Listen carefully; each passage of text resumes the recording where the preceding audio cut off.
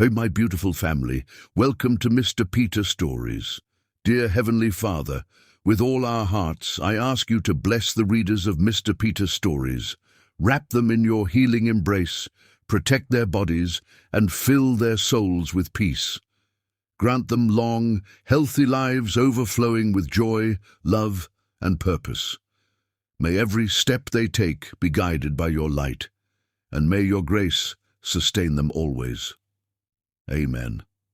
Yesterday, as I was reading your comments, my eyes and heart were overwhelmed with emotion. I never expected such love and support from anyone, but you've shown me that we are truly a family. I have a small favor to ask. If this story touches your heart, please share it with a close friend. Unfortunately, due to some fake channels, my reach is getting lower, but with your support, I know we can overcome this. If you're with me on this journey, comment yes in the comment section. Your support means the world to me. How was the last story? Drop your thoughts in the comments. Now let's begin this story filled with love and emotions. Thank you for being here. You are my strength. The fluorescent lights of Boston Medical Center buzzed overhead like angry wasps, casting a harsh glow across the scattered medical bills that had become Zarina Jackson's constant companions. Each paper represented another piece of her world crumbling, another reminder of how quickly life could spiral beyond control.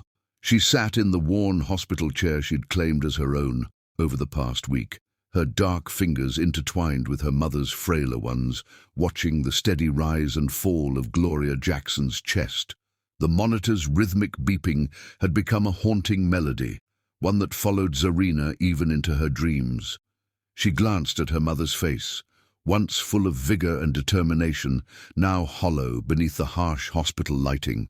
Gloria's cheekbones stood out sharply against her dark skin, testament to the weight she'd lost even before the diagnosis.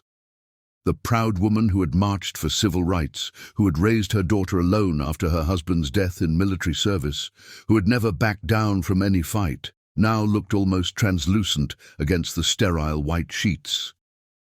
Zarina's gaze drifted to the small window where Boston's skyline stretched against the approaching dusk. The same view her mother had once photographed for the community center's fundraising campaign, back when she believed one person's dedication could change the world. Now, that same world seemed to be closing in around them both, suffocating them with mounting bills and dwindling options. The word leukemia still felt foreign on Zarina's tongue, like a sentence handed down from some cruel judge. She remembered the moment Dr. Patterson had delivered the diagnosis, his kind eyes unable to soften the blow. "Acute myeloid leukemia," he'd said, the words falling like stones in the quiet consultation room. "We need to start treatment immediately." Then came the numbers. $1,500 for initial treatment, thousands more for the full course of therapy. Numbers that danced mockingly before Zarina's eyes as she thought of her teacher's salary, barely enough to cover rent in their rapidly gentrifying neighborhood. A soft knock at the door pulled Zarina from her thoughts. Nurse Jenkins entered, her scrubs decorated with cheerful cartoon characters that seemed out of place in the oncology ward. "How's our fighter doing?" she asked, checking Gloria's vitals with practiced efficiency. The nurse's gentle movements and warm smile were small comforts in this sterile environment. "Her fever's down," Zarina replied, unconsciously straightening her mother's blanket. She was awake earlier, talking about her old protest days. A small smile crossed her face, remembering Gloria's animated description of chains and sit-ins, of dreams and determination. Nurse Jenkins nodded, making notes in her chart. "Your mum has got spirit, that's for sure. Reminds me of the stories my grandma used to tell about the movement." She paused, her expression softening. "Have you had any luck with the insurance company?" Zarina's throat tightened. 3 months ago, budget cuts had eliminated Gloria's position at the non-profit where she'd worked for 2 decades. With it went the health insurance that might have made this nightmare manageable. "They won't budge," she said quietly. Pre-existing condition, they said, as if cancer asks for permission before it strikes. The stack of bills on the side table seemed to grow taller with each passing day. Zarina's salary as an art teacher at Roosevelt High barely covered their basic needs, even with the weekend shifts she picked up at the Blue Note Jazz Club. Her father's military pension helped, but it was a modest sum, barely enough to keep their small apartment in a neighborhood that grew more expensive with each passing month. Gloria stirred in her sleep, murmuring something about voter registration drives. Even now, her mother's dreams were filled with the work that had defined her life. Zarina remembered countless evenings spent in community centers and church basements, watching her mother organize food drives, tutoring programs, voter registration campaigns. Gloria Jackson had never been content to simply exist in a world that needed changing. The afternoon sun cast long shadows across the hospital room as Zarina pulled out her grading folder. 25 student art portfolios waited for her review, each one representing a young mind she was responsible for nurturing. Her students' work had always been her escape, their creativity a reminder of hope and possibility. But today, the bright colors and bold strokes seemed to mock her helplessness. Her phone buzzed with a text from Marcus, her colleague at the Blue Note. "You coming in tonight? Got some good tips saved for you?" Zarina's fingers hovered over the keyboard, guilt and necessity warring in her chest. Every extra dollar counted now, but leaving her mother alone in the hospital felt like betrayal. A soft sound drew her attention back to the bed. Gloria's eyes fluttered open, dark and clear, despite the medication coursing through her system. "Baby girl," she whispered, her voice rough but strong. "You look tired." "I'm fine, Mama," Zarina assured her, reaching for the water cup with its bendy straw. "Just thinking about my students' portfolios." Gloria took a small sip, her eyes never leaving her daughter's face. "Your daddy would be so proud of you, teaching those kids about art and beauty." She paused, gathering strength. "But he'd also tell you to take care of yourself. You can't pour from an empty cup, remember?" The mention of her father brought a familiar ache to Zarina's chest. Staff Sergeant Michael Jackson had died 12 years ago, but his absence still felt fresh some days. He'd been the one who'd bought Zarina her first set of proper art supplies, who'd encouraged her to pursue teaching despite the modest salary. "The world needs more beauty," he'd always said, "and more people willing to show others how to create it." Gloria's hand tightened around Zarina's fingers. "I saw those bills you're trying to hide," she said, her voice stronger now. "Baby, I lived through Jim Crow. I marched with Dr. King. I'm not afraid of some corporate insurance man telling me my life has a price tag." Zarina felt tears threatening to fall, but held them back. Her mother had taught her early that crying didn't solve problems. Action did. "We're going to figure this out, Mama. I promise." The words felt hollow, but she injected them with all the conviction she could muster. A news alert flashed across her phone screen. Another story about housing developments displacing long-time residents in their neighborhood. Gloria had fought against such changes for years, organizing community meetings and protests. Now, from her hospital bed, she couldn't even defend her own home. The setting sun painted the hospital room in shades of gold and shadow as Nurse Jenkins returned for her evening rounds. "Miss Gloria," she said warmly, "good to see those eyes open. Your daughter here's been keeping faithful watch." Gloria managed a small smile. "She's too good to me, needs to go home and rest." Her gaze turned stern as she looked at Zarina. "I mean it, baby. Go to work tonight. Those bills won't pay themselves." Zarina started to protest, but her mother's expression brooked no argument.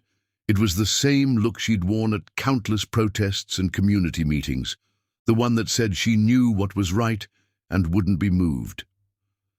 "Just for a few hours," Zarina conceded. "I'll be back before midnight." As she gathered her things, Zarina's hand brushed against her father's dog tags, which she always carried in her bag. The metal was warm from being close to her grading folders, like a reminder of his constant presence. She remembered his favorite saying, "Sometimes the hardest thing and the right thing are the same thing." The hallway outside felt too bright, too sterile after the dimness of Gloria's room. Zarina's footsteps echoed as she walked toward the elevator, each step taking her further from her mother's bedside. The weight of responsibility pressed down on her shoulders. Her students needed her. The Blue Note needed her. But most of all, her mother needed her to find a way to make the impossible possible. As the elevator doors closed, Zarina caught a glimpse of her reflection in the polished metal. Her father's strength in her jawline, her mother's determination in her eyes. She was their daughter, the product of their sacrifices and dreams. Whatever it took, she would find a way to honor that legacy. The evening air outside the hospital was crisp with early autumn, carrying the scent of fallen leaves and possibility. Zarina pulled her jacket closer, checking her phone for the bus schedule. The Blue Note was across town, in the heart of the jazz district where her father had first courted her mother. Sometimes, on quiet nights, she could almost hear his saxophone playing along with the house band. Her mother's words echoed in her mind. "Your dignity is priceless, baby girl. Don't ever let anyone tell you different." But as Zarina walked toward the bus stop, she wondered if dignity could be measured in hospital bills and treatment costs. If sometimes the price of keeping one's pride was too high when measured against a mother's life. The city lights began to flicker on around her, each one a star in the urban galaxy she called home. Somewhere in this vast network of streets and stories, there had to be an answer. She just had to be brave enough, or desperate enough, to find it. Little did she know, as she boarded the bus that would take her to the Blue Note, that answer would arrive in the form of a man whose own life had been upended by tragedy. A man named Amancio Bernard, whose proposition would challenge everything Gloria had taught her about dignity and worth, about pride and necessity. The bus pulled away from the curb, carrying Zarina toward a future she couldn't yet imagine. Behind her, in the growing darkness, Boston Medical Center stood like a fortress, holding within its walls the woman who had taught her that love sometimes meant fighting impossible odds, and sometimes it meant knowing which battles to surrender in order to win the war. Chapter 2. The Weight of Chance. The Blue Note. Jazz Club pulsed with the gentle rhythm of a saxophone solo, its melancholy notes weaving through the Friday night crowd like threads of gold through darkness. Zarina moved between tables with practiced grace, her teacher's sensible shoes silent against the worn hardwood floor. The vintage posters on the walls, Miles Davis, John Coltrane, Ella Fitzgerald, watched over the scene like guardian angels of better days. Marcus Washington, the club's manager and her father's old army buddy, caught her eye from behind the bar. 20 years her senior, he'd been keeping an eye on her since Staff Sergeant Jackson's funeral. His expression tonight carried an odd mixture of concern and possibility that made Zarina pause in her rounds. "Take your break now, Z," he called over the music. "Got someone you should meet." The night had been long already, 6 hours of carrying drinks and dodging wandering hands after a full day of teaching and hospital visits. Her feet ached, and her mind kept drifting back to her mother's hospital room.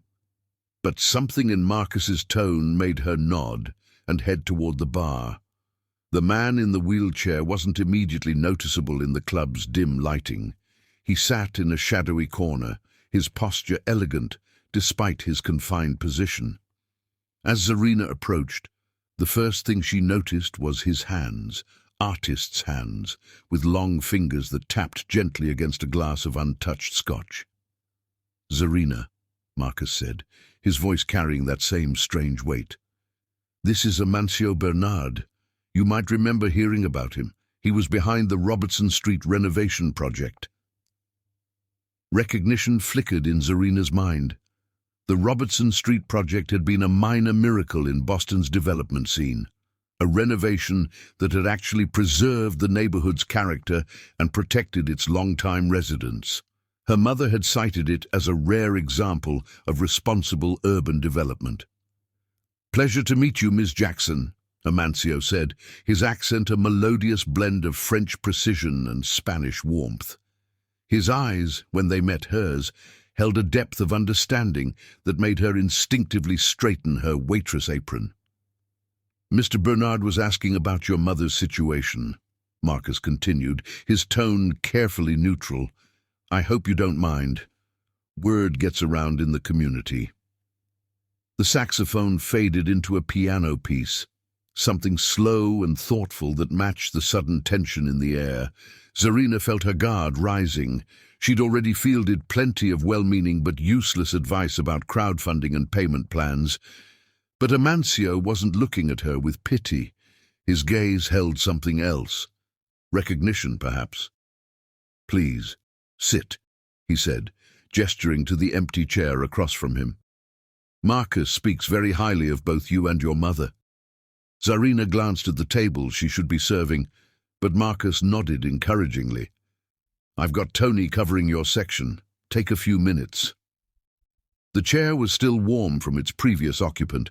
Up close, Amancio Bernard was younger than she'd initially thought, probably in his early 40s, with touches of grey at his temples that seemed premature. His suit was well cut, but not flashy, and a simple gold ring on his right hand caught the light when he moved. "I understand you're an art teacher," he began, his accent wrapping around the words like silk. "At Roosevelt High?" "Yes," Zarina replied, wondering where this conversation was heading. "Going on 5 years now." Amancio nodded, as if confirming something to himself. "I saw their student art exhibition last spring before—" He gestured vaguely at his wheelchair. "The pieces showed remarkable depth for young artists. That speaks to excellent teaching." The compliment was unexpected, and Zarina felt a small surge of pride despite her exhaustion. "They're talented kids. They just need someone to believe in their vision. Like your father believed in yours?" When Zarina's surprise showed on her face, he added, "Marcus has been telling me about your family, about your father's service, your mother's community work, about her current situation." The mention of her mother brought reality crashing back. Zarina's fingers found the edge of her apron, twisting the fabric slightly. "It's been a difficult time," she said carefully.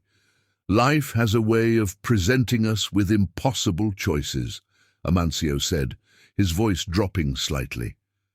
The club's lighting caught the angles of his face, highlighting what might have been old tear tracks on his cheeks.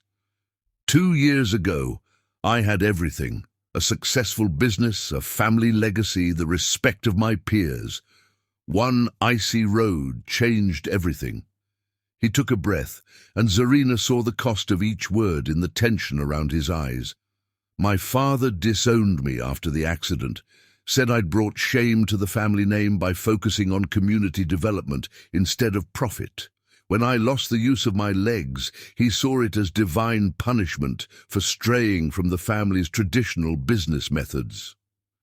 The piano player had moved into something more complex now, his fingers dancing across the keys in intricate patterns. Around them, the Friday night crowd continued their conversations, unaware of the weight of the moment unfolding in their midst. "I have a proposition for you, Miss Jackson," Amancio said finally.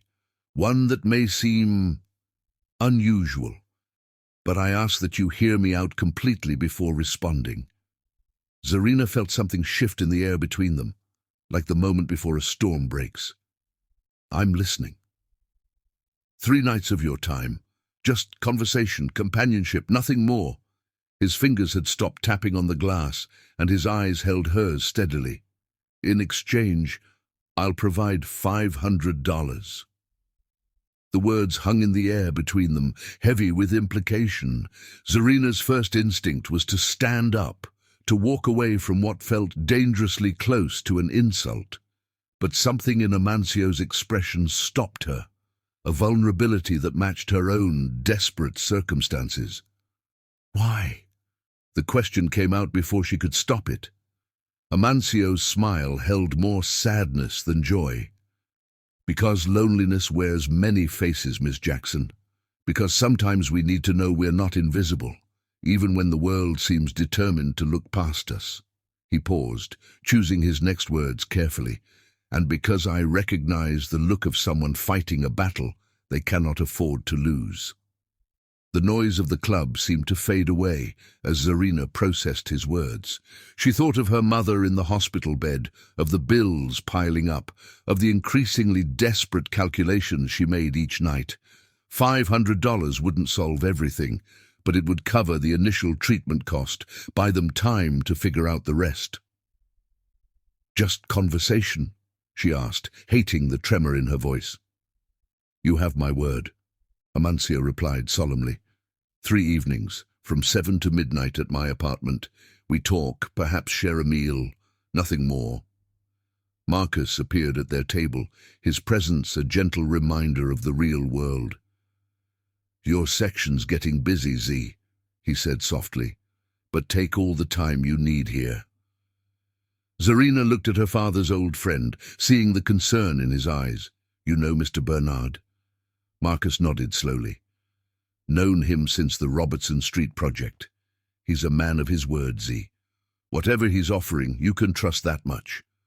The weight of the moment pressed down on her shoulders. Her mother's voice echoed in her mind. Your dignity is priceless. But what was dignity worth against her mother's life? What was pride worth against survival? I need time to think, she said finally, standing up from the table. Her legs felt unsteady beneath her. Amancio reached into his jacket and produced a business card. The paper was thick, expensive, embossed with his name and a phone number. Of course. Take all the time you need. His fingers brushed hers as he handed over the card, and she was struck by their warmth.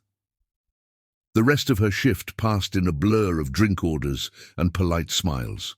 The business card burned in her apron pocket like a hot coal, its weight insignificant against the burden of choice it represented. Every time she passed Amancio's table, she felt his presence like a gravitational pull, but he never tried to catch her eye again. When last call came around, she saw Marcus helping him navigate his wheelchair toward the exit. Just before they reached the door, Amancio turned slightly, and their eyes met across the crowded room.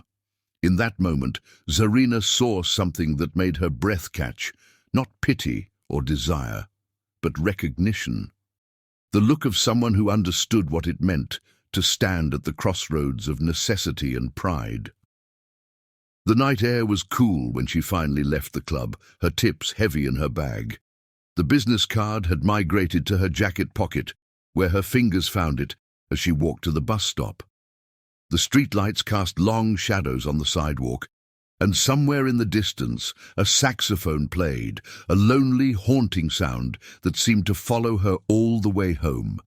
In her small apartment, Zarina sat at her kitchen table, the business card propped against her mother's framed photograph. Gloria Jackson's smile beamed out at her, unchanged by time or illness, full of the strength that had carried her through segregation, through loss, through every battle life had thrown her way. "What would you do, Mama?" Zarina whispered to the empty room. "What's the price of dignity when measured against love?" The photograph offered no answers, but as Zarina finally lay down to sleep, her dreams were filled with the sound of piano music and the image of artists' hands tapping against a glass of untouched scotch. In the morning, she would make a decision that would change not just her life, but the very meaning of words like dignity, necessity, and hope. Outside her window, Boston continued its eternal dance of light and shadow, indifferent to the weight of choices being made in the quiet hours before dawn. In a different part of the city, Amancio Bernard sat in his wheelchair before a window of his own, watching the same stars and wondering if he'd offered salvation or temptation, redemption or ruin. The night held its secrets close, and tomorrow waited with the patience of the inevitable, ready to reshape lives with the simple power of yes or no, of pride or necessity, of chance or destiny. Chapter 3. First Night. The elevator ride to Amancio Bernard's seventh-floor apartment felt eternal. Zarina watched the numbers illuminate one by one, each floor bringing her closer to a decision she'd agonized over for 3 days. Her reflection in the polished elevator doors showed a woman she barely recognized, shoulders back, chin high, wearing her best teacher's dress, a simple navy blue that her mother had helped her choose for job interviews. She'd spent the afternoon at the hospital, watching Gloria sleep, the steady drip of the IV marking time like a metronome. When her mother had wakened briefly, Zarina had told her she was meeting a friend to discuss a tutoring opportunity. The lie had tasted bitter, but the ghost of a smile on Gloria's face, hope that her daughter might find a way out of their financial maze, had been worth the cost to her conscience. The elevator chimed softly, doors opening to a modestly elegant hallway. Apartment 7C waited at the end, its brass numbers gleaming under subtle lighting. Zarina's knuckles had barely touched the door when it opened, revealing Amancio in his wheelchair. He'd traded his business suit for a casual black sweater that emphasized the breadth of his shoulders, making the chair seem almost incidental to his presence. "Miss Jackson," he greeted her, his accent warming the formal address. "Please come in." The apartment surprised her. She'd expected something grander from a man of his former status, but the space was modest, almost Spartan. Clean lines and minimal furniture spoke of recent downsizing rather than choice.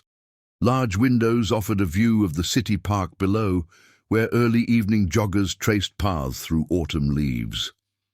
"I thought we might start with dinner," Amancio said, wheeling himself toward an open kitchen area. "I hope you enjoy Spanish cuisine. My mother's recipes are one of the few treasures I kept after the accident." The kitchen counter had been lowered to wheelchair height, she noticed. A pot of something aromatic simmered on the stovetop, and the ingredients for paella were arranged with artistic precision on a cutting board. "I didn't expect—" Zarina began, then stopped, unsure how to complete the thought without sounding prejudiced about his capabilities. Amancio's smile held no offense. "You didn't expect a man in a wheelchair to cook? Before the accident, I studied at Le Cordon Bleu in Paris. Cooking was my rebellion against my father's expectations. Now, ... he gestured at his modified kitchen. It's my reminder that adaptation doesn't mean surrender." He worked with fluid efficiency, his hands moving between ingredients with practiced grace. "Would you mind passing me the saffron from that shelf? Since we're here for conversation, we might as well make it meaningful conversation over good food. The normalcy of the moment, the smell of garlic and olive oil, the soft Spanish guitar music playing from hidden speakers, the simple act of helping with dinner, began to ease the tension in Zarina's shoulders. She found herself talking about her students' latest art projects as she chopped peppers under Amancio's direction. "Art was my first love," he said, stirring the rice with expert care. "Before real estate, before my father's plans for my life, I wanted to be a painter. The great museums of Paris were my sanctuary during business school." "What stopped you?" His hands stilled for a moment. "Family legacy is a heavy chain, Miss Jackson. The Bernards have been developers for 3 generations. My father's father built half of modern Barcelona. Art was considered beneath our station." The bitterness in his voice resonated with memories of her own struggles. "My father wanted me to follow him into the military," she found herself saying. "He was proud when I chose teaching instead, but I think he worried about the financial stability." "Ah, but teaching art, that's its own kind of service, isn't it?" Amancio's eyes met hers with unexpected understanding. You're fighting different battles, but one's just as important. They ate at a small table by the windows, the city lights beginning to twinkle below them. The paella was extraordinary, rich with flavors that spoke of distant shores and family traditions. Zarina found herself sharing stories of her mother's soul food Sundays, of learning to cook black-eyed peas and cornbread at Gloria's elbow, while music played and neighbors dropped by. Community, Amancio said thoughtfully, refilling their water glasses. That's what drew me to development work. Not the profit margins my father chased, but the chance to preserve places where people could build real connections. The Robertson Street project was supposed to be my proof that development didn't have to mean destruction. My mother used that project as an example in her community organizing, Zarina admitted. She said it showed that change didn't have to mean erasure. A shadow crossed Amancio's face, and now that same community watches me wheel past, whispering about divine justice, the great reformer brought low. He gave a small, self-deprecating laugh. Perhaps they're right. Pride comes before a fall. Isn't that what they say?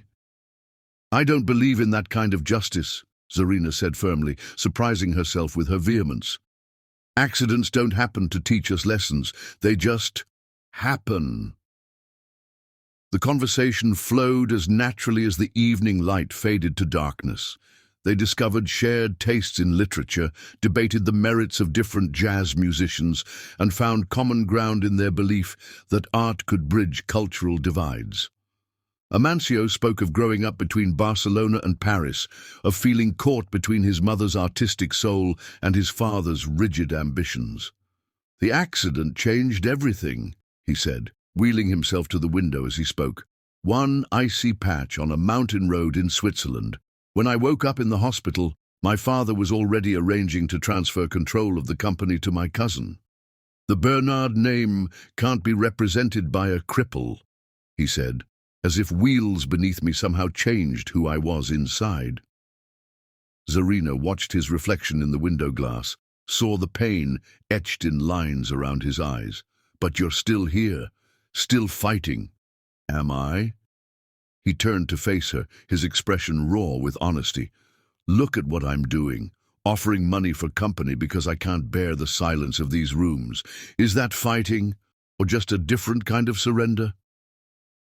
The question hung in the air between them, heavy with implications neither was ready to face. Zarina thought of the hospital bills waiting in her bag, of her mother's weakening smile, of the weight of choices made in desperate times. Sometimes, she said slowly, surrender and survival look very similar from the outside. Amancio's laugh held no humor. Now that, Miss Jackson, is a truth I understand too well. He glanced at the clock on the wall. Nearly midnight. Our time is almost up for tonight. Would you like me to call you a car? The formality of the moment brought reality crashing back.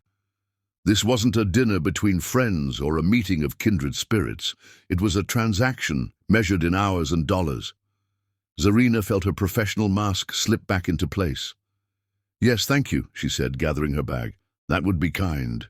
He wheeled to his desk, removed an envelope and handed it to her without ceremony. The first installment as agreed. I'll see you tomorrow evening. The envelope felt heavy with more than just money. Zarina nodded, not trusting her voice. As she waited for the elevator, she heard the soft strains of a melancholy Spanish guitar piece drifting from his apartment. The ride home in the car he'd ordered was silent. The driver mercifully focused on navigation rather than conversation. Zarina held the envelope in her lap, thinking of her mother's hospital room, of Amancio's modified kitchen, of the way his hands had moved so confidently over ingredients, despite everything he'd lost. In her apartment, she placed the envelope next to her father's dog tags on the bedside table. The money would go to the hospital tomorrow, another small piece of hope in their fight against time and illness. But as she drifted towards sleep, It wasn't the money she thought about. Instead, her mind replayed moments from the evening. The look in Amansio's eyes when he spoke of art, the way his accent deepened when he discussed his mother's recipes, the surprising grace with which he navigated both his chair and their conversation. She'd expected to feel shame or degradation after this first night. Instead, she felt something far more dangerous: understanding. The city hummed outside her window, a living entity of light and shadow, of choices and consequences.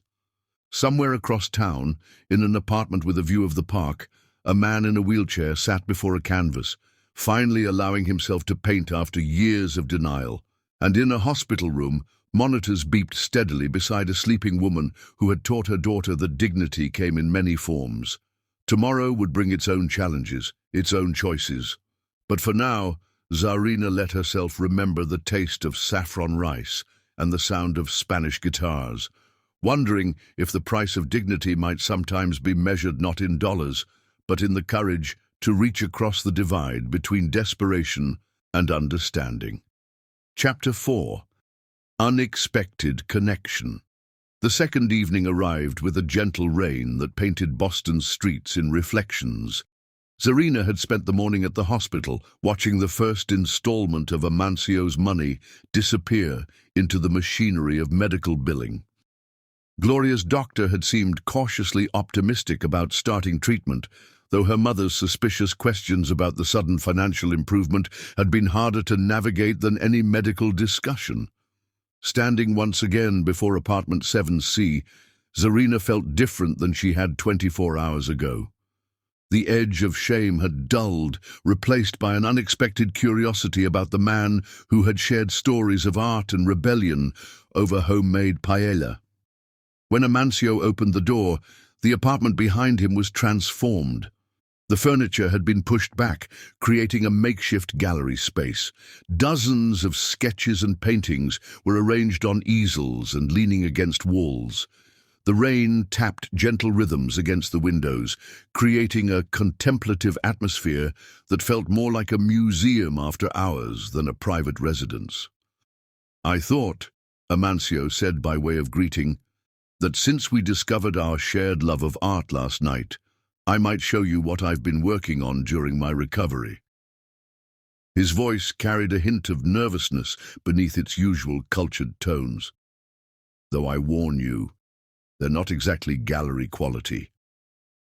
Zarina stepped into the space, immediately drawn to a large sketch of hands, dozens of them, intertwined and overlapping, some grasping, others releasing. The raw emotion in the piece caught her breath. "These are remarkable," she said honestly. "How did you create them from the chair?" Amancio wheeled himself to a corner where a specialized easel stood. "Modern technology is quite remarkable. This headset allows me to control a digital stylus. For traditional media, I've had to develop alternative techniques," he demonstrated, showing how he'd adapted paintbrushes with extended handles and custom grips. "The occupational therapist thought I was crazy when I insisted on finding ways to paint again," he continued, moving between the displayed works.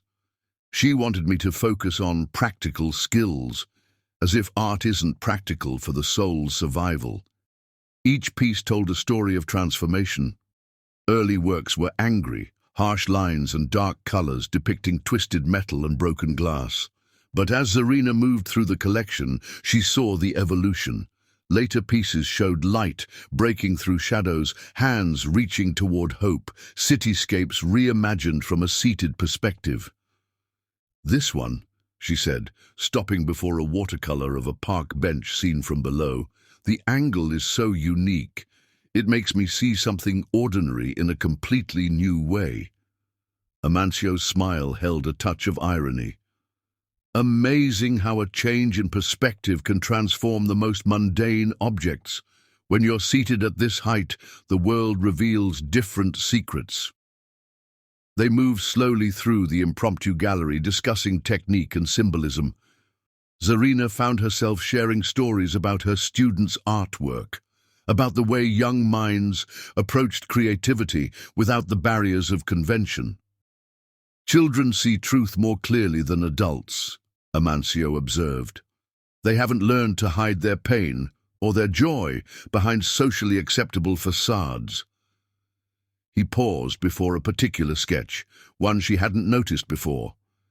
It showed a hospital room, but from an unusual angle, as if the artist were lying in the bed, looking up at concerned faces. "The first week after the accident," he explained quietly, "I couldn't move at all, could barely speak, but my mind was crystal clear. I watched doctors and nurses and family members move around me, discussing my future as if I weren't there. That's when I started seeing everything differently, not just physically, but emotionally." Zarina thought of her mother in her hospital bed, of the way medical staff sometimes talked over her rather than to her. "It's dehumanizing," she said softly, "being reduced to a condition rather than a person." "Exactly." Amancio wheeled himself to the window, watching the rain create patterns on the glass. "That's what drove me to start drawing again, despite everything. Art was my way of saying I'm still here, still human, still capable of creation." He turned back to face her, his expression vulnerable in the dim light. "Would you like to try something? An experiment in perspective?" At her nod, he retrieved a sketch pad and charcoal from his supplies. "Sit in my wheelchair," he suggested, "just for a few minutes. Draw what you see from there." Zarina hesitated only briefly before settling into the chair he'd vacated. The world shifted immediately. Countertops loomed higher, windows started at eye level rather than chest height. Even the art on the walls took on different aspects from this vantage point. As she began to sketch, Amancio pulled up another chair nearby. "The first time my occupational therapist suggested this exercise to my family, asking them to spend an hour in a wheelchair, they refused. They said they didn't want to make a mockery of my condition. But how can you understand someone's reality if you're unwilling to even glimpse it?" The charcoal moved across paper as Zarina captured the room from her new perspective. She found herself focusing on details she'd missed before, the way light fell differently at this height, how the space between furniture took on new significance when navigating required more consideration. "My father never visited after the first week in the hospital," Amancio said quietly, watching her draw. "He sent lawyers with papers transferring company control to my cousin, called it protecting the family legacy. 20 years of grooming me to take over the business, erased by one patch of ice on a mountain road." Zarina's hand stilled on the paper. "The Robertson Street project, that was your last one." "My legacy project," he confirmed. "I wanted to prove that development could serve communities rather than destroy them, that profit and preservation weren't mutually exclusive." His laugh held no humor. "Now the community sees me as an object lesson, pride going before a fall." "That's not what my mother saw," Zarina found herself saying. "She saw hope in that project, proof that change didn't have to mean destruction." She looked down at her sketch, adding shadows that emphasized the strength of the room's architecture. "Maybe that's a different kind of legacy." They worked in companionable silence for a while, the rain providing a gentle soundtrack to their thoughts. Zarina completed her sketch while Amancio began a new piece on his adapted easel. The quiet felt comfortable, stripped of the awkwardness that should have accompanied their unusual arrangement. "Tell me about your mother," Amancio said eventually, his brush moving in sure strokes across canvas. "Not her illness. Tell me about her strength." The request opened a flood of memories. Zarina found herself sharing stories of Gloria's civil rights work, of community meetings in church basements, of the way she'd balanced activism with single parenthood after her husband's death. As she spoke, Amancio's brush continued to move, capturing something she couldn't see from her position. She taught me that dignity isn't about what you have, Zarina said, realizing even as she spoke how complex that lesson felt in their current situation. It's about what you're willing to fight for. And what are you willing to fight for, Zarina? The use of her first name felt significant, a shift in their carefully maintained formality. The question hung in the air between them, weighted with implications neither was ready to fully examine. Before she could answer, her phone buzzed, a text from the hospital. Her mother was asking for her. "I need to go," she said, rising quickly from the wheelchair. The world shifted again as she returned to her usual height. "My mother." Amancio nodded in understanding, setting aside his brush. "Of course." He moved to his desk, retrieving the now familiar envelope. But when he held it out, he didn't immediately release it when she grasped it. "Thank you," he said quietly, "for being willing to see from a different perspective." In the hallway, waiting for the elevator, Zarina glanced at the sketch she'd created. She'd captured not just the room's altered geometry, but something more subtle, the way shadow and light played differently when viewed from a seated position, how strength could be found in unexpected angles.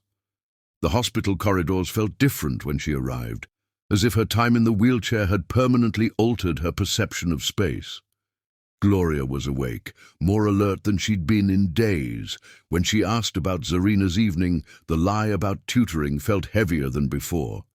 That night in her apartment, Zarina spread her students' artwork across her kitchen table, thinking about perspective and truth, about dignity and necessity.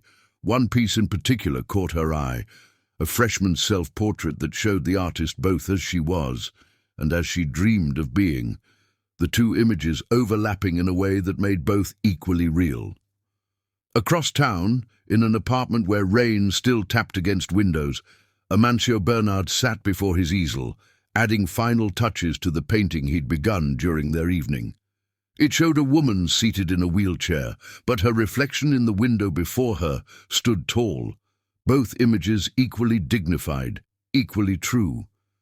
The night wrapped around the city like a gentle hand, cradling stories of transformation within its depths. Tomorrow would bring new challenges, new perspectives, new truths to face.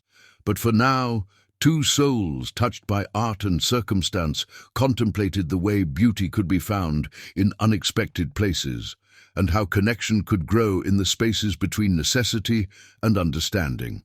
Chapter 5. The Fall. The third evening arrived with the weight of endings. Golden autumn sunlight streamed through the hospital windows as Zarina sat with her mother, watching the first treatments begin to take effect. Gloria's color was better, her breathing easier, though the shadows under her eyes spoke of battles still to come. "You're different lately," Gloria observed, her keen eyes studying her daughter's face. "There's something you're not telling me about these tutoring sessions." Zarina busied herself adjusting the hospital blanket, avoiding her mother's searching gaze. "The treatments are working, Mama, that's all that matters." "Baby girl." Gloria's voice carried the strength that had faced down segregation and loss. "I taught you that truth is like breath. You can't live long without it." The guilt sat heavy in Zarina's chest as she kissed her mother goodbye, promising to return in the morning. Outside, Boston's evening traffic created rivers of light on rain-washed streets as she made her way to Amancio's apartment one final time. He opened the door before she could knock, as if he'd been waiting. The apartment was different tonight. Soft, classical music played from hidden speakers, and the makeshift gallery had been transformed.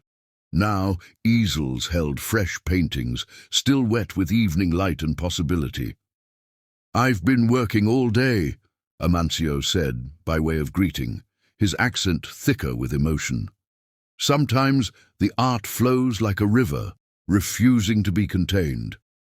He wheeled back to let her enter, and she noticed he was wearing a deep blue shirt that brought out the flecks of gold in his eyes.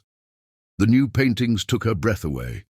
They were unlike anything he'd shown her before, abstract pieces that somehow captured the essence of their evenings together. One showed 2 cups of tea, steam rising to form intricate patterns that might have been dialogue or might have been dreams. Another depicted hands reaching across a divide that slowly transformed into a bridge. These are... Zarina struggled to find words that wouldn't reveal too much. Inspired, Amancio finished quietly, by conversations that were supposed to be transactions. He moved to the window, his reflection fragmenting in the rain-spotted glass. I find myself in an impossible position, Ms. Jackson. These past 2 evenings have become something I didn't expect. Zarina's heart beat faster, though she kept her voice steady. We agreed on 3 nights. Simple companionship. Did we? He turned to face her, his expression raw with honesty. Because I've found nothing simple about your company. Nothing transactional about the way you see the world, the way you understand art, the way you carry both burden and grace with equal dignity. The space between them seemed to crackle with unspoken words. Zarina thought of her mother's searching eyes, of bills paid with money earned from these evenings, of the way Amancio's hands moved when he talked about art. I should go, she said, but her feet remained rooted to the spot. Please don't. The words came out quickly, almost desperately. Not yet. I need to tell you something, even if it changes how you see me. He wheeled closer, close enough that she could see the tension in his shoulders. I've fallen in love with you.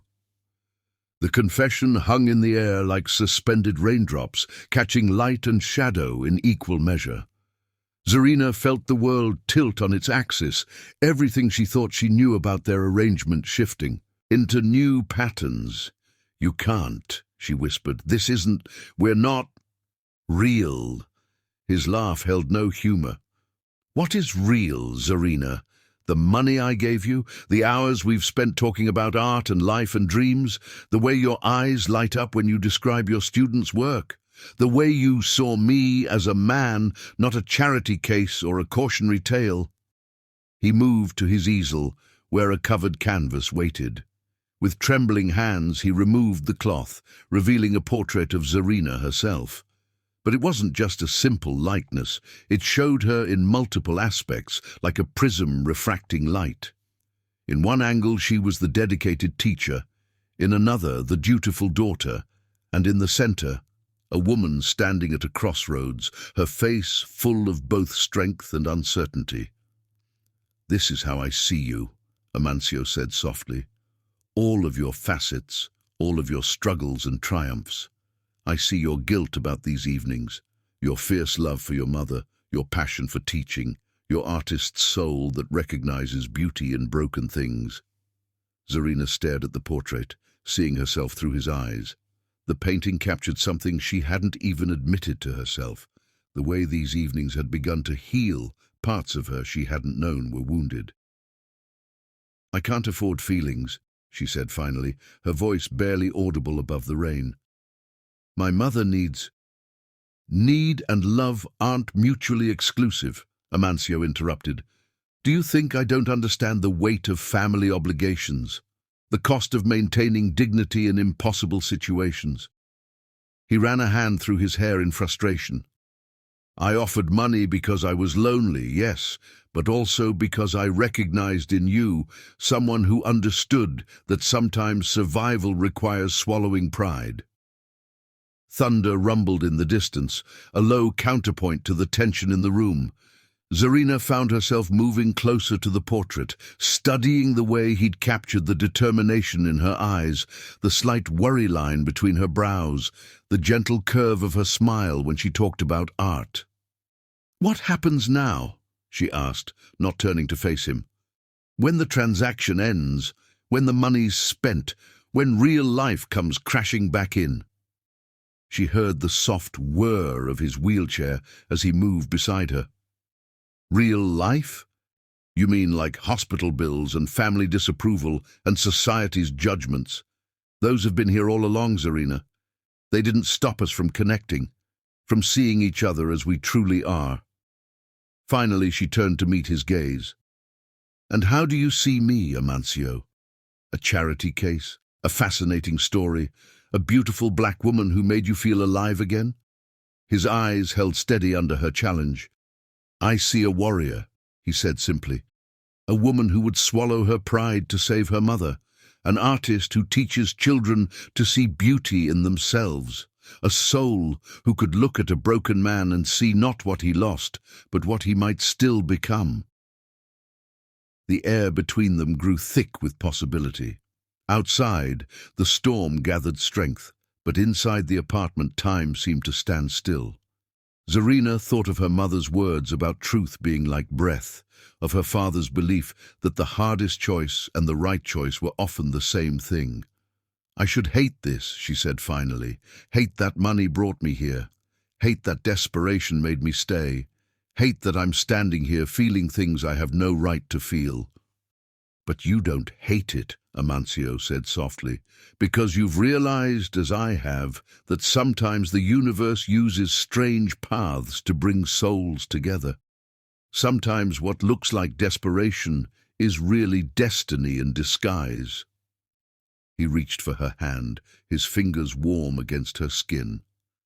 "I'm not offering to be your savior, Zarina. God knows I'm too broken for that. I'm offering to be your partner in whatever storms come next. No more transactions, no more pretense. Just two people who found each other in the space between pride and necessity." Zarina looked at their joined hands, his pale fingers intertwined with her darker ones, both marked by their own struggles, their own triumphs. "My mother always said dignity isn't about what you have," she said slowly, "but what you're willing to fight for. And what are you willing to fight for now?" The question echoed in the quiet room, filled with the sound of rain and possibility. Zarina thought of her mother's strength, of Amancio's art, of the way both of them had found beauty in broken places. She thought of the money in her purse, meant to be the final payment for these evenings, and how it suddenly seemed like the least important thing between them. "Truth," she said finally, squeezing his hand. "Even if it's complicated, even if it hurts, even if it means admitting that something that started as survival has become essential," he supplied, raising their joined hands to his lips. The gesture was gentle, full of reverence rather than possession. Zarina felt tears prick at her eyes, but these were different from the ones she'd shed over hospital bills and impossible choices. These were tears of recognition, of finding harbor in an unexpected port. "What will people say?" she whispered, though she was already beginning to care less about the answer. "They'll say what they always say when something challenges their comfortable assumptions."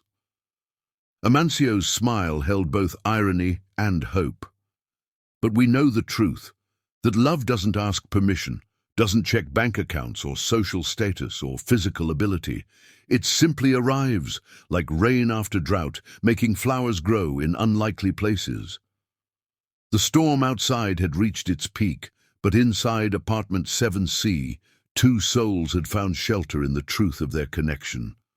The portrait on the easel watched over them, its multiple facets catching the evening light, showing all the ways a person could be both broken and beautiful, both desperate and dignified, both falling and flying at the same time. Tomorrow would bring its own challenges, explanations to give, judgments to face, bridges to build between their different worlds. But for now, in the gentle space between transaction and transformation, Zarina and Amancio held on to the truth they'd discovered. That sometimes the greatest dignity lies not in refusing help, but in accepting that love can arrive disguised as necessity, bearing gifts of healing for both the helper and the helped. Chapter 6. Complications. News travels fast in close-knit communities, spreading like ripples in a still pond. By Monday morning, the whispers had already begun in the hallways of Roosevelt High School. Zarina felt them as she walked to her classroom, the subtle shift in conversations, the quick glances that darted away when she turned her head, the way some colleagues suddenly found reasons to avoid the teacher's lounge when she entered. It started with a photo. Someone at the Blue Note had captured the moment Amancio cupped her face in his hands during their last evening together when they'd stopped there after leaving his apartment. The image made its way through social media, accompanied by snippets of overheard conversations about payment and arrangements, each retelling twisting the truth into something darker. The first parent complaint arrived on Principal Davidson's desk before first period even began. By lunch, there were 3 more. Zarina sat alone in her classroom, picking at a sandwich she couldn't taste, when Davidson's secretary appeared at her door. "The principal would like to see you," she said, her professional mask unable to completely hide her discomfort. "After your last class." The hours until then stretched like taffy, each minute an exercise in maintaining composure. Zarina guided her students through color theory and perspective drawings, her voice steady even as her mind raced. In her advanced class, Tanya Williams, one of her most promising students, raised her hand with uncharacteristic hesitation. "Miss Jackson," she asked, dark eyes serious beneath her braids, "is it true what they're saying about you and that man in the wheelchair?" The classroom fell silent. 23 faces turned toward her with varying degrees of curiosity and concern. Zarina felt the weight of their attention like a physical presence. "What matters," she said carefully, "is that art teaches us to look beyond surface appearances, to find truth in unexpected places. Now let's talk about how Kandinsky used color to express emotion." But the question lingered in the air, joining the whispers that followed her to Principal Davidson's office after the final bell. The administrator's face was grave as she gestured for Zarina to sit. "I've known you for 5 years, Davidson began, her fingers steepled on the desk.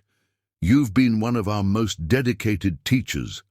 Your students' art show last spring was featured in the local paper. That's why this situation is particularly disappointing." "Whatever you've heard," Zarina started, but Davidson held up a hand. "What I've heard is that one of my teachers accepted money for companionship from a man of questionable reputation, that parents are concerned about the moral example being set for their children, that there are photographs circulating of intimate moments in public places." The fluorescent lights hummed overhead, a sound that reminded Zarina painfully of her mother's hospital room. "It's not what you think," she said, her voice stronger than she felt. "Amancio Bernard is a respected developer who was a respected developer," Davidson corrected, "before his accident, before his family's very public rejection of him. And now he's been seen paying one of my teachers for evening companionship." The word choice stung like a slap. "Is that what the parents are saying? That I'm some kind of—" "They're saying many things," Davidson interrupted, "none of which belong in a school environment. The board will need to review this situation. In the meantime, I'm placing you on administrative leave." The words fell like stones in the quiet office. "My students will have a substitute until this is resolved. We'll need your lesson plans by tomorrow." Davidson's expression softened slightly. "Zarina, I understand that sometimes financial pressures can lead to desperate choices. If you need help, there are resources." "I need to teach my students," Zarina said, rising from her chair.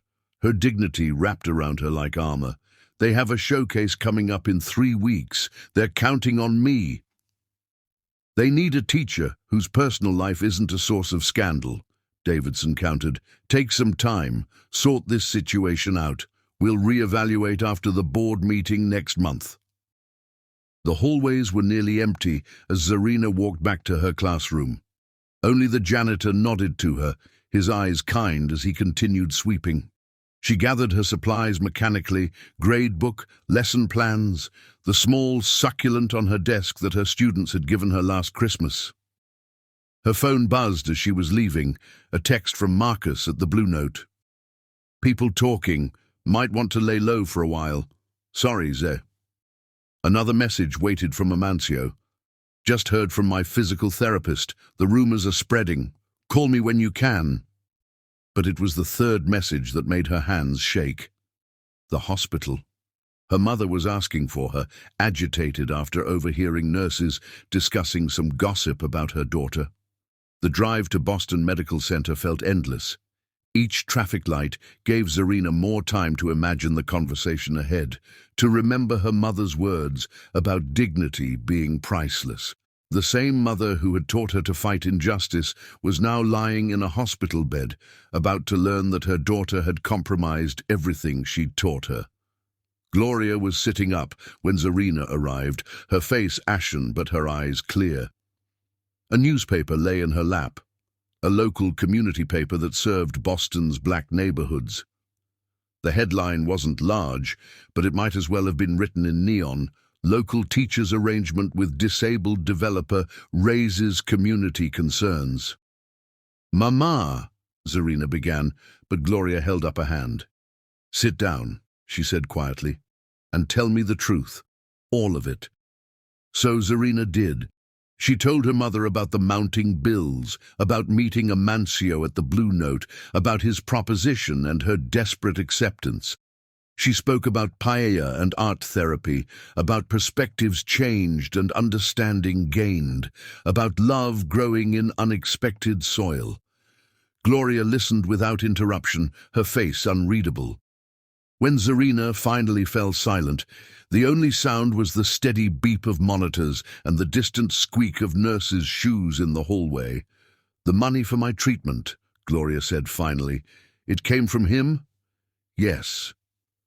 And now everyone thinks my daughter is a—" "Mama, please, let me finish." Gloria's voice cracked slightly. "Everyone thinks my daughter is a woman who would sell herself for money, the same daughter I raised to believe in her own worth, to fight for dignity no matter the cost." Tears slid down Zarina's cheeks. "I was fighting to keep you alive. By letting a man buy you. By accepting help from someone who understood desperation," Zarina corrected, finding strength in the truth. "Amancio didn't buy me, Mama. He offered a lifeline when we were drowning. And yes, it started as a transaction, but it became something else. Something real." Gloria was quiet for a long moment, studying her daughter's face. "You love him?" "Yes." The admission felt like both surrender and victory. "And he loves you? Not just your company, not just what you represent, but you?" "Yes." Gloria closed her eyes, her fingers worrying the edge of the newspaper. "I marched for dignity," she said softly. "Faced dogs and fire hoses for it. Raised you alone after your father died because I wouldn't take charity that came with strings. And now your daughter has learned that sometimes dignity means accepting help," Zarina finished, "that sometimes love arrives disguised as necessity."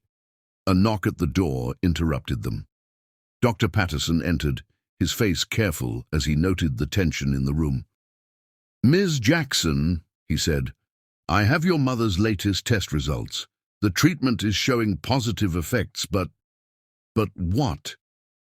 We'll need to continue for at least another month, which means—" "More money," Gloria said flatly. "I'll figure it out," Zarina promised, but her mother shook her head. "No more arrangements," Gloria said firmly. "No more selling pieces of your soul. It wasn't like that, Mama. And it's not about arrangements anymore. Amancio and I—" Another knock cut her off. This time it was Nurse Jenkins, her face apologetic. "Sorry to interrupt, but there's a man here to see you, Zarina. Says his name is Amancio Bernard. He's in the waiting room." Gloria's monitor beeped faster. "Tell him to go away," she said, but Zarina was already standing.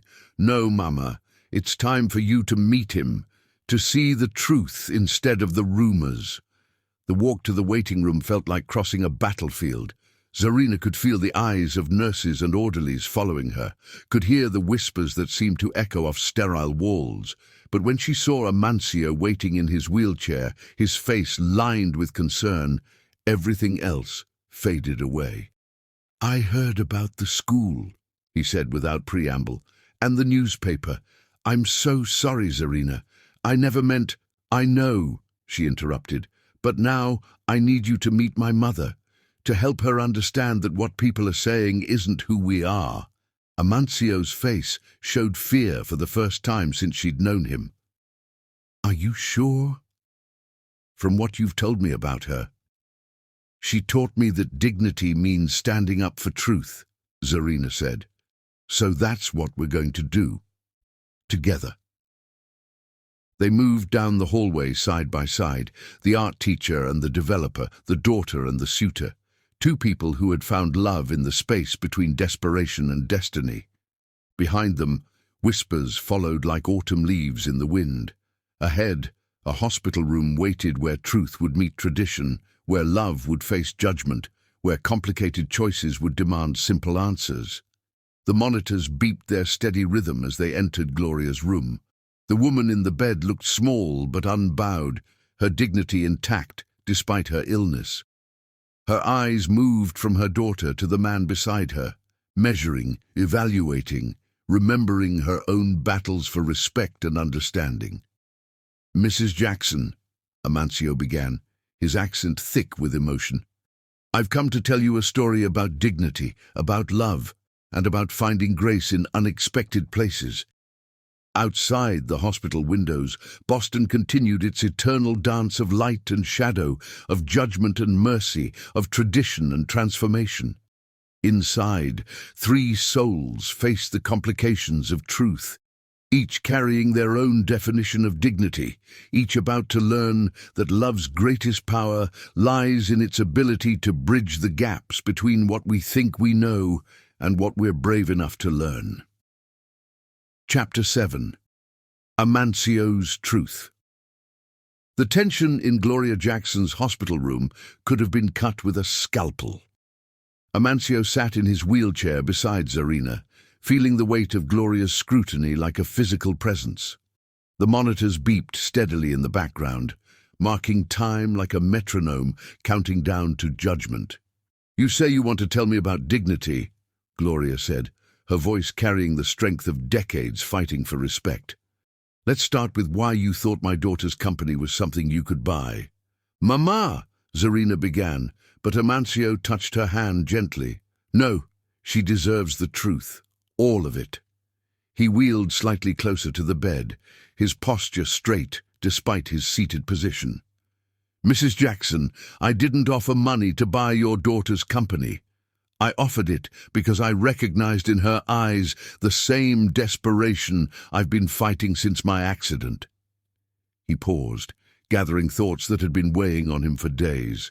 "But there's something else you both need to know, something I've been hiding, not just from you, but from everyone except my doctors." The confession hung in the air like suspended dust motes in the hospital's fluorescent lighting. Zarina turned to face him, her expression a mixture of concern and confusion. "6 months ago," Amancio continued, his accent thickening with emotion, "I was accepted into an experimental treatment program at São Paulo University Medical Center. The doctors there have been developing a new approach to spinal cord injuries, combining stem cell therapy with innovative rehabilitation techniques." Gloria's monitor beeped slightly faster as she processed this information. Zarina's hand had tightened on the arm of his wheelchair. The initial results were promising. Small improvements in sensation, minimal motor response in previously unresponsive areas. His fingers drummed nervously on his armrest, but I kept it secret. After my family's rejection, after the community's judgment, I couldn't bear the thought of people waiting around to see if I would recover, only to leave again if I didn't. And now, Gloria's voice was careful, measured. Now the latest tests show increasing neural activity. My physical therapist believes I might regain partial mobility within the year. He turned to Zarina, his eyes pleading for understanding. "I should have told you sooner, but when we met, when this began, I was afraid." "Afraid of what?" Zarina's question came out barely above a whisper. "Afraid that if you knew there was hope for recovery, you might think I was using my current condition to manipulate your sympathy. Afraid that, like everyone else in my life, you'd see me as a temporary project rather than a person." Gloria shifted in her hospital bed, her eyes sharp despite her illness. "So you chose to begin a relationship with deception." "I chose to protect myself," Amancio corrected gently. "Just as your daughter chose to protect you, Mrs. Jackson. We all make choices in desperate times that we might question in the light of day." The room fell silent except for the steady rhythm of medical machinery. Through the window, Boston's afternoon light painted patterns on the linoleum floor, creating shadows that seemed to dance with the tension in the room. "Show me," Gloria said suddenly. "I'm sorry. Show me these improvements you claim. Prove to me this isn't just another manipulation." Amancio nodded slowly, then moved his wheelchair away from the bed to give himself space. With careful deliberation, he began the exercises his physical therapist had taught him. First, the small movements, toes flexing almost imperceptibly, muscles in his legs twitching with tremendous effort. Zarina watched with bated breath as Amancio demonstrated the progress he'd kept hidden. Each tiny movement represented hours of therapy, countless moments of hope and frustration. She could see the strain on his face, the concentration required for what most people would consider insignificant gestures. "The doctors say the key is persistence," he explained through gritted teeth as he worked through the movements. "Every small victory builds toward larger ones, but recovery isn't guaranteed. It's a possibility, not a promise." Gloria's expression softened almost imperceptibly as she watched his effort. As a woman who had fought her own battles with illness and recovery, she recognized the determination in his movements, the stubborn refusal to surrender to limitation. "Why keep paying for my treatment?" she asked suddenly, "if you need money for your own medical care?" "Because your daughter taught me something valuable," Amancio replied, letting his legs rest. "She showed me that sometimes the greatest strength lies not in standing alone, but in helping others stand. My family's wealth may be gone, but I still have resources. Helping you meant helping her, and helping her helped heal parts of me I thought were permanently broken." Zarina moved to stand between them, her mother in the hospital bed, the man she'd grown to love in his wheelchair. Two proud souls who had faced their own battles with dignity, who had made their own choices in the face of adversity. "You should have told me," she said to Amancio, her voice carrying both hurt and understanding, "about the treatments, about the possibility of recovery." "I know," he acknowledged, "but by the time I realized I was falling in love with you, I was afraid the truth would change everything, that you might stay out of obligation, waiting for a recovery that might never come fully. Or worse, that you might think our connection was built entirely on mutual desperation rather than genuine understanding." "Understanding?" Gloria interjected. "What could a man from your background possibly understand about our struggles?" "I understand what it means to be judged for circumstances beyond your control," Amancio replied quietly, "to have people look past your humanity, to see only your condition. To fight for dignity in a world that would rather offer pity." He wheeled closer to Gloria's bed, his posture respectful but unbowed.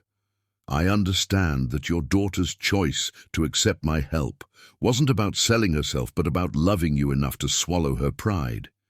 Just as my choice to keep my condition secret wasn't about deception, but about protecting the first real connection I'd found since losing everything." The monitors continued their steady rhythm as Gloria studied the man before her. In his face, she saw the same determination she'd witnessed in civil rights marches decades ago, the look of someone fighting not just for themselves, but for the right to be seen as fully human. And now, she asked. "Now that the truth is out, about both the money and your condition, what happens to my daughter's reputation, her career?" "Now we fight together," Amancio said firmly. "I've already contacted the school board. I'm prepared to speak publicly about the true nature of our relationship, to face the community's judgment head-on. Your daughter's dignity isn't just her burden to carry anymore." Zarina felt tears prick at her eyes, but these were different from the ones she'd shed over scandal and shame. These were tears of recognition, of seeing love prove itself stronger than pride or fear. "The treatments in Brazil," she said softly, "they're expensive." Amancio nodded. "I sold my last property to fund them, but it was worth it. Not just for the physical improvements, but for what they taught me about hope, about the courage to believe in possibility even when others have given up." Gloria's monitor beeped as her heart rate increased slightly. "And if the treatments don't work, if full recovery never comes, then I'll still be the man your daughter chose to love," Amancio replied simply. "The man who found redemption not in standing up again, but in learning to reach out instead of pushing away." The afternoon light had shifted, painting the hospital room in shades of amber and gold. Outside, the world continued its judgment, its whispers and scandals. But inside this room, three souls faced each other with growing understanding. "My mother used to say," Amancio continued softly, "that truth is like surgery. It hurts, but it heals. I've been afraid of this truth, afraid it would change how you both see me, but I'm more afraid of losing what we've built on a foundation of partial honesty." Zarina moved to stand behind his wheelchair, her hands resting lightly on his shoulders. The gesture spoke volumes, about choice, about support, about love that transcends circumstance and judgment. "I didn't just fall in love with your condition," she said quietly. "I fell in love with your spirit, your understanding, your ability to see beauty in broken places. Whether you walk again or stay in this chair, that doesn't change." Gloria watched their interaction with eyes that had seen decades of struggle and triumph. She saw in their connection something beyond transaction or desperation, a recognition of kindred spirits who had found each other in the space between pride and necessity. "My daughter," she said finally, "was raised to believe in justice, in dignity, in fighting for what's right." She paused, her voice gaining strength. "But perhaps I forgot to teach her that sometimes dignity means accepting help, and sometimes justice wears unexpected faces." The monitors beeped their steady rhythm as three souls began the delicate work of building bridges across chasms of understanding.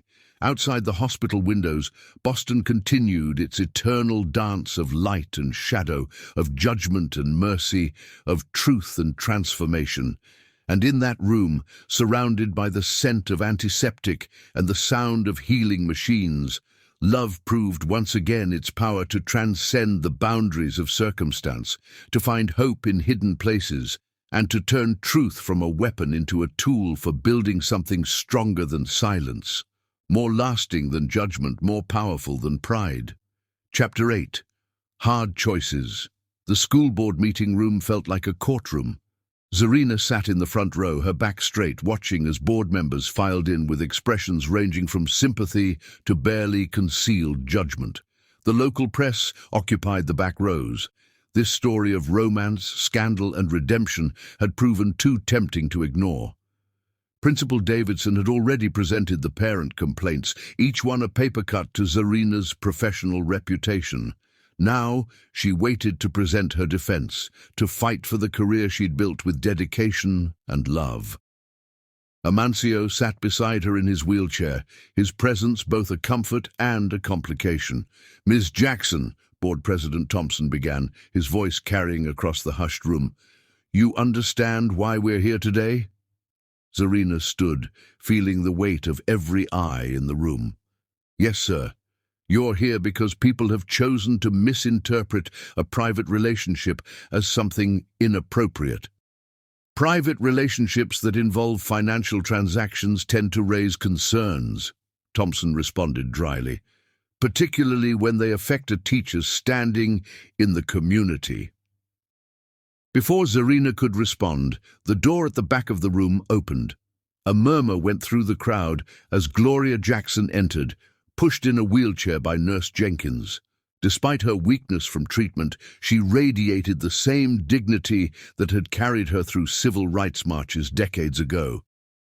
"If you're going to discuss my daughter's character," Gloria announced, her voice clear despite her fragile appearance, "then you need to hear from those who know its true measure." The board members exchanged glances as Nurse Jenkins wheeled Gloria to the front. This wasn't part of the official agenda, but none seemed willing to deny a cancer patient her say. "Mrs. Jackson," Thompson acknowledged, "we understand this is a sensitive situation." "No," Gloria interrupted. "You understand rumors and assumptions. Let me tell you what I understand." She paused, gathering strength. "I understand what it means to watch your child sacrifice everything to save your life. I understand the weight of medical bills that could drown a family, and I understand that sometimes dignity wears faces we don't expect to recognize." The room fell silent as Gloria continued. "My daughter didn't sell herself. She found love in the midst of desperation, and if this board cannot see the difference, then perhaps you need to examine your own prejudices." Amancio wheeled forward then, his posture dignified despite the whispers that followed his movement. "If I may speak?" Thompson nodded, though his expression suggested he'd rather not complicate matters further. "I came to this meeting prepared to defend our relationship, to explain how something that began as an arrangement transformed into genuine love." Amancio's accent carried clearly through the room. "But sitting here, listening to people debate my beloved's character, I realized something important." He turned to face the crowd, his eyes finding each board member in turn. "You're not just judging her choices, you're judging the very possibility that love could grow in unlikely soil, that two people from different worlds could find understanding in their shared struggles." The room stirred uncomfortably as he continued. "Yes, I offered money when we first met. Not for anything inappropriate, but for companionship during my darkest hours. What I found instead was someone who saw past my wheelchair to recognize the artist I'd buried, the man I thought I'd lost." A reporter's camera flashed, capturing the moment. Zarina stood straight beside Amancio, her hand resting on his shoulder, while Gloria watched from her wheelchair with fierce pride. "The money," Amancio continued, "went to save this remarkable woman's mother, to give hope to a family drowning in medical debt. If that's a scandal, then perhaps we need to examine what truly corrupts, offering help to those in need or turning our backs on human suffering because it makes us uncomfortable." Principal Davidson shifted in her seat. "The issue isn't just the money, Mr. Bernard. It's the example being set for our students." "An example of courage," Gloria interjected, "of finding love despite society's judgment, of helping others even when it costs you everything." Her voice grew stronger with each question. "Those sound like lessons our children desperately need to learn." The board members exchanged glances as murmurs rippled through the crowd. Thompson cleared his throat. "Ms. Jackson, your teaching record is exemplary. Your students' achievements speak to your dedication. However, the nature of your relationship with Mr. Bernard is a private matter," came a new voice from the door. Marcus Washington stood there, still in his Blue Note uniform. "Sorry I'm late, but I've got something you all need to hear." He walked to the front, his presence commanding attention. "I've known Zarina since she was a child. Watched her grow up, lose her father, put herself through college. When she started working at my club for extra money to help with her mama's medical bills, she never complained, never asked for handouts. Marcus turned to face the board directly. And I was there the night she met Amancio Bernard. Saw two wounded souls recognize something in each other that had nothing to do with money and everything to do with understanding. The room had grown so quiet you could hear the wall clock ticking. Marcus continued, "You want to talk about example? Here's a woman who would sacrifice everything to save her mother. A man who found the courage to love again after losing everything. Two people who proved that dignity isn't about what others think of you, but what you're willing to fight for." Zarina felt tears threatening but held them back. Her mother had taught her to face judgment with strength, and she wouldn't falter now. Thompson cleared his throat again. "The board needs to consider this," Amancio interrupted, wheeling slightly forward. "I've been approved for an experimental treatment program in Brazil. There's a chance I might walk again. When that news broke, people who'd shunned me suddenly wanted to reconnect. But Zarina..." He reached for her hand. "She told me it didn't matter whether I walked or used this chair forever. She loved the person, not the condition." A soft murmur went through the crowd. Someone in the back started to clap, the sound spreading until it filled the room. Thompson banged his gavel for order. "Ms. Jackson," he said when quiet returned, "your mother raises valid points about medical hardship. Mr. Bernard's testimony speaks to the complexity of your situation. However, Gloria interrupted, her voice carrying the weight of years fighting for justice, you're about to tell my daughter that perception matters more than truth, that it's better to let someone suffer than risk uncomfortable questions, that love should wait for society's approval." She wheeled herself forward, every inch the activist she'd always been. "Well, I faced down water hoses and police dogs fighting for dignity. My daughter faced down poverty and judgment to save my life. And now she's facing down your prejudices to defend her right to love someone society says she shouldn't." The board members shifted uncomfortably as Gloria continued, "You want to talk about example. Show these students that courage means standing up for truth. Show them that love doesn't ask permission from committees. Show them that sometimes the hardest choice and the right choice are the same thing." Zarina stepped forward then, her voice steady despite her pounding heart. "I love teaching. Every student who walks into my classroom is a chance to share the power of art, to transform pain into beauty. Just like Amancio taught me that sometimes beauty wears unexpected faces." She turned to face the board directly. "If you want to fire me for finding love in a difficult time, for choosing to save my mother's life, for refusing to be ashamed of a relationship that began in desperation but grew into something profound, then do it. But know that you're teaching our students that conformity matters more than courage, that appearance matters more than truth." The room fell silent again, heavy with the weight of decision. Thompson consulted quietly with other board members while the crowd waited. Finally, he looked up.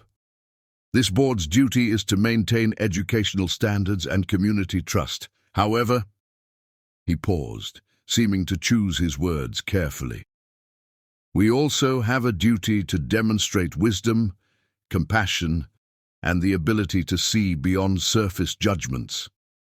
He shuffled some papers on his desk. "Ms. Jackson will be placed on probation for the remainder of the semester. During this time, a peer committee will evaluate her teaching performance and student interaction. If their reports are satisfactory, full status will be restored." It wasn't a complete victory, but it wasn't defeat either. Zarina felt Amancio squeeze her hand as Gloria nodded slowly, recognizing a battle that had been fought to an acceptable draw. As the crowd began to disperse, students who had waited outside rushed in. Led by Tanya Williams, they surrounded Zarina with handmade signs declaring, Art teaches truth, and love doesn't need permission.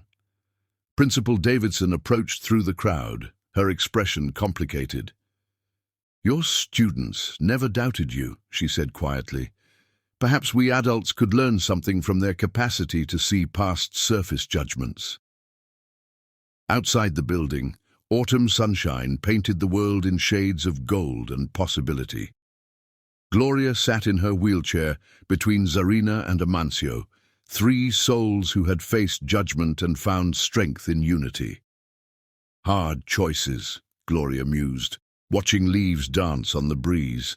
"That's what shapes us, not the easy paths, but the moments when we have to decide what matters most." Amancio nodded, his artist's eyes capturing the scene. Mother and daughter, strength and vulnerability, love that had grown in society's shadows, now standing proud in the light. "The hardest choice," he said softly, "is believing you deserve happiness even when the world says you don't." Zarina looked between them. Her mother who had taught her to fight for dignity, the man who had taught her that love sometimes arrives disguised as necessity. The hard choice hadn't been accepting help or facing scandal. The hard choice had been believing she deserved both love and respect, even when they came in unexpected packages. As they left the building together, their shadows merged on the sunlit pavement, three different stories becoming one, proving that sometimes the hardest choices lead to the most beautiful transformations. Chapter 9. Breaking Point. The weight of scrutiny can break even the strongest spirit.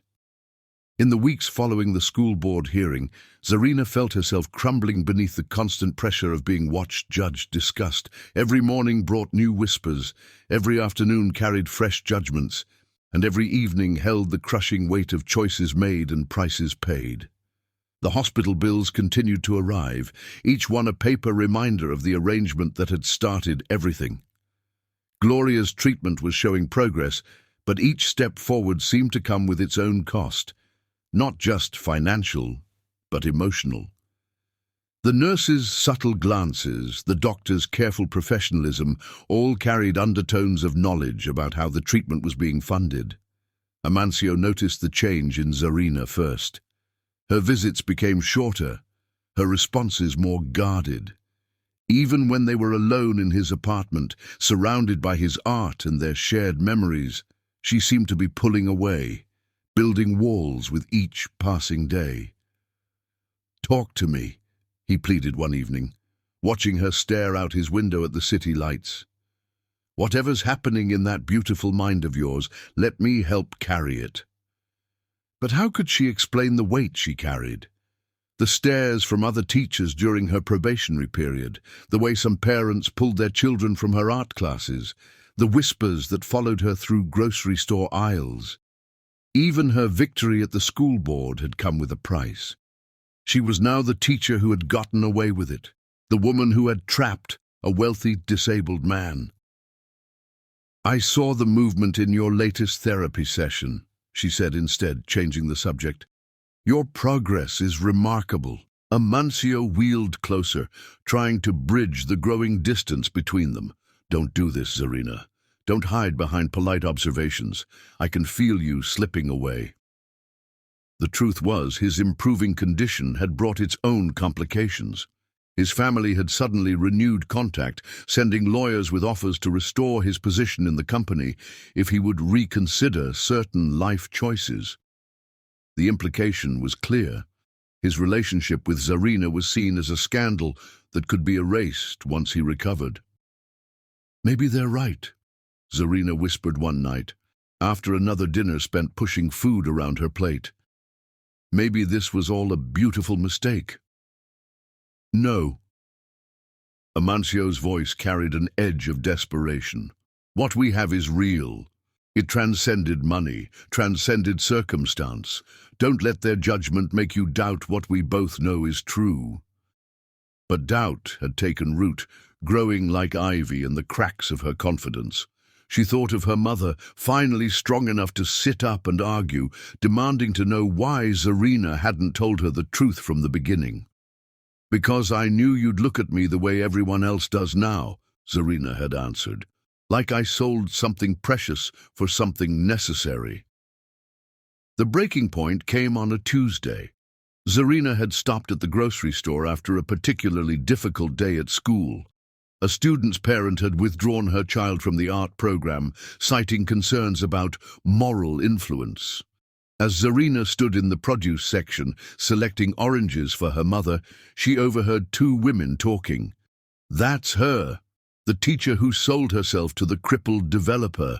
Now they say he's getting better, probably dump her once he's walking again. Serves her right." The oranges fell from her hands, rolling across the floor like possibilities scattering in the wind. She left her cart where it stood, walked out of the store, and kept walking. Her feet carried her through familiar streets that suddenly felt foreign, past the hospital where her mother was healing, past the school where her passion for teaching had been tainted, past the Blue Note where everything had begun. Her phone buzzed repeatedly. Amancio, wondering why she hadn't arrived for their usual evening together. Marcus, checking if she was okay after hearing about the incident at school. Her mother, probably sensing something was wrong with the intuition that had guided her through raising a daughter alone. Finally, she found herself in the small public garden where her father had taught her to draw. The autumn flowers were fading, much like her certainties about right and wrong, love and necessity, dignity and survival. When Amancio found her there hours later, guided by Marcus's suggestion, she was sitting on a bench staring at nothing. "I had the driver check every place I could think of," he said, wheeling closer. "I was worried." "I can't do this anymore," Zarina interrupted, her voice hollow. "I can't keep fighting everyone's judgment while doubting myself. I can't watch you recover, knowing your family sees me as an obstacle to overcome. I can't keep seeing the disappointment in my mother's eyes every time someone whispers about how her daughter paid for her treatment. Zarina, please." "You're getting better," she continued, still not looking at him. "Your family wants you back. The company needs its heir, and I need to stop destroying everything I touch." "You haven't destroyed anything," Amancio protested. "You've built something beautiful from impossible circumstances. Our love started with a transaction," Zarina cut in, finally turning to face him. "How can we ever be sure it grew into something real? How can we know we didn't just convince ourselves that necessity was destiny?" The garden's evening shadows painted patterns around them, nature's artwork providing a backdrop to their pain. Amancio reached for her hand, but she pulled away. "I need time," she said softly. "Space to remember who I was before all this, before money and scandal and judgment became part of my identity."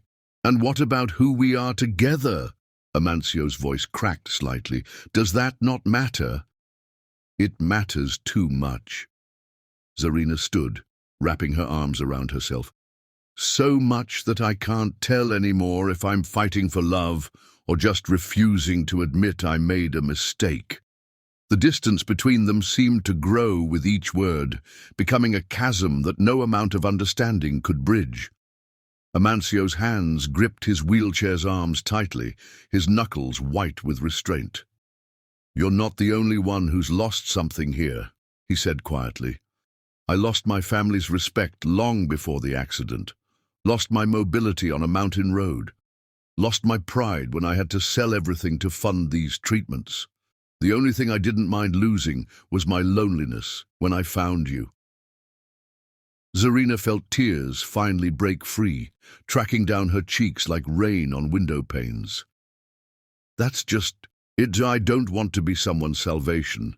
I need to be whole on my own before I can be part of something else." As if nature itself understood the moment's gravity, a cool breeze swept through the garden, carrying the scent of approaching winter. Change was coming, ready or not. "How long?" Amancio asked, his accent thicker with emotion. "How long do you need?" "I don't know." The honesty hurt, but it was all she had left to offer. until the whispers stop, until my mother can look at me without remembering how I paid for her life, until I can walk into my classroom without feeling like a cautionary tale. She took a step back, then another.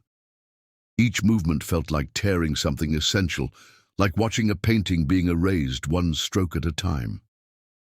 "Zarina," Amancio called softly, "love isn't just about perfect circumstances. Sometimes it's about walking through fire together, about facing judgment side by side." "But what if the fire burns away everything we thought we were?" she replied. "What if we're just clinging to each other because we're both afraid of falling?"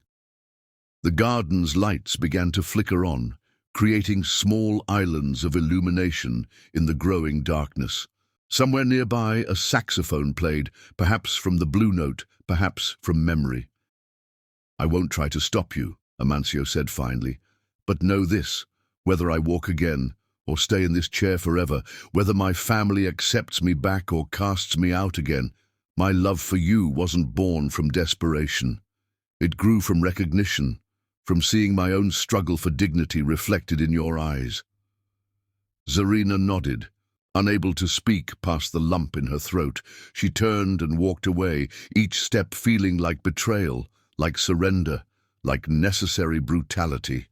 Behind her, Amancio sat motionless in his wheelchair, watching the woman he loved disappear into the gathering darkness.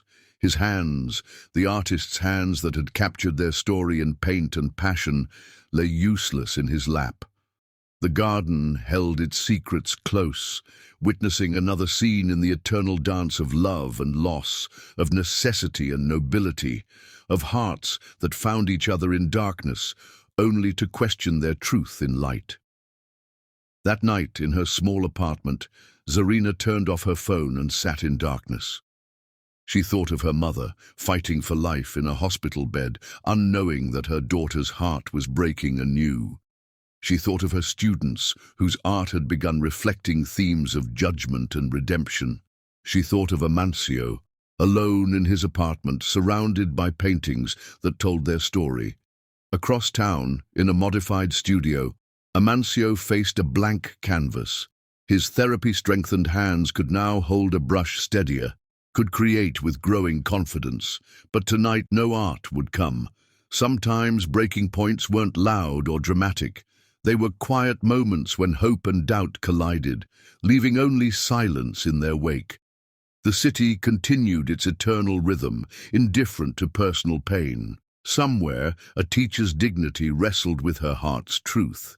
Somewhere, an artist sought healing in the very circumstances that had first broken him. And somewhere between necessity and nobility, love waited to see if its foundation was strong enough to survive the weight of both judgment and doubt. Chapter 10. Redemption time has a way of shifting perspectives, of turning sharp edges into softer truths. 2 weeks after Zarina walked away from Amancio in the garden, Gloria Jackson sat in her hospital room, watching autumn leaves dance past her window. The treatments were working. Her body was growing stronger, even as her daughter seemed to fade like a watercolor left in the sun. "You're being stubborn," Gloria said one morning, catching Zarina staring at her phone's dark screen. "Just like I was being stubborn about accepting help." Zarina looked up, surprised by her mother's words. It was the first time either of them had directly addressed the situation since the separation. "Mama, I've had a lot of time to think in this bed," Gloria continued, her voice carrying the wisdom of battles fought and lessons learned. "About pride and necessity, about love and sacrifice, about how sometimes our biggest mistakes come from believing we have to face everything alone." The hospital room felt smaller suddenly, intimate with shared truth. Outside, the city continued its eternal dance, but inside, mother and daughter stood at another crossroads. "The treatment is working," Zarina said softly, trying to redirect the conversation. "Because you were brave enough to accept help when I was too proud to ask for it." Gloria's eyes held her daughter's steadily. "Just like that man was brave enough to offer help in a way that let you keep your dignity, even if others couldn't understand." The weeks of separation had taken their toll on both Zarina and Amancio. Through the hospital grapevine, Gloria had heard about his continued progress in physical therapy, about his family's increasing pressure to rectify his situation. She'd also watched her daughter grow quieter, more withdrawn, her artist's soul dimming under the weight of forced separation. "Have you seen his latest gallery showing?" Gloria asked, gesturing to a local arts magazine on her bedside table. "He's painting again, real paintings, not just therapy exercises." Zarina's hand trembled slightly as she picked up the magazine. The article showed Amancio beside his newest works, pieces that told their story without words. One painting showed a woman made of stained glass, each piece reflecting a different aspect of her life: teacher, daughter, artist, lover. Another depicted two hands reaching across a divide, their shadows forming a bridge.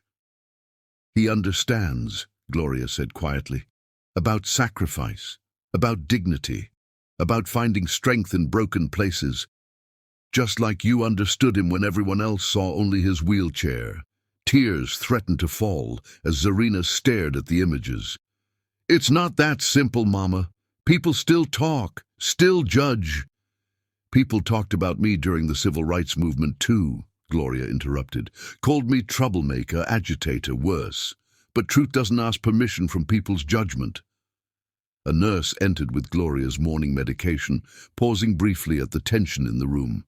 As she checked vitals and adjusted drips, Gloria continued to watch her daughter's face, seeing the battle between heart and pride playing out in her expressions. "Your father would have liked him," Gloria said after the nurse left. "Not because of his money or his family name, but because he fights for what matters, just like you do." The mention of her father broke something in Zarina's carefully maintained composure. "Daddy believed in standing on your own strength." "No, baby girl. Your father believed in standing for what's right, whether you stand alone or with someone who understands your battle." Gloria's voice carried the strength of conviction. "And sometimes, standing up means admitting you don't have to stand alone." Outside the window, autumn colors painted the world in shades of change and possibility. A physical therapist walked past in the hallway, reminding them both of Amancio's ongoing journey toward recovery. "He hasn't stopped looking for you," Gloria said softly. "Marcus tells me he comes to the Blue Note every Friday, sits at the same table hoping you'll appear." Zarina closed the magazine, but her fingers lingered on its cover. "I needed time to remember who I am." "And who are you, daughter? The woman who lets other people's judgment define her worth? Or the woman who taught her students that art isn't about what others think, but what truth demands to be expressed?" The question hung in the air like paint waiting to be shaped into meaning. Gloria reached for her daughter's hand, her grip stronger than it had been in months. "I'm getting better," she said firmly. "These treatments that started with his help, they're working. But watching you fade away, watching you deny love because you're afraid of what people think, that's a different kind of sickness." A doctor passed by with his rounds, nodding respectfully to them both. The hospital's rhythm continued around them, nurses changing shifts, patients being wheeled to therapy, life moving forward despite personal battles being fought in quiet rooms. "You know what I see when I look at those paintings?" Gloria asked, gesturing to the magazine. "I see a man who understands that art, like love, isn't about perfection. It's about finding beauty in the broken places, about creating something meaningful from what life gives you." Zarina stood and walked to the window, watching the city below. Somewhere out there, Amancio was probably in physical therapy, fighting to regain what was lost, creating beauty despite pain. "I'm scared, Mama," she admitted finally, "scared that what we had was born from desperation, not destiny." "Love doesn't need perfect circumstances to be real," Gloria replied. "Look at me and your father. We found each other during protests and prejudice, built a life while fighting for rights others took for granted. Was that desperation or destiny? The question sparked something in Zarina's memory. Amancio's words about art being born from necessity but growing into truth, about how sometimes the most beautiful creations come from the darkest places. A soft knock at the door interrupted their conversation. Marcus stood there, still in his club uniform, concern etched on his face. "Sorry to interrupt," he said, "but I thought you should know. Amancio's family is throwing some big party tonight, celebrating his progress in therapy, talking about him returning to the company."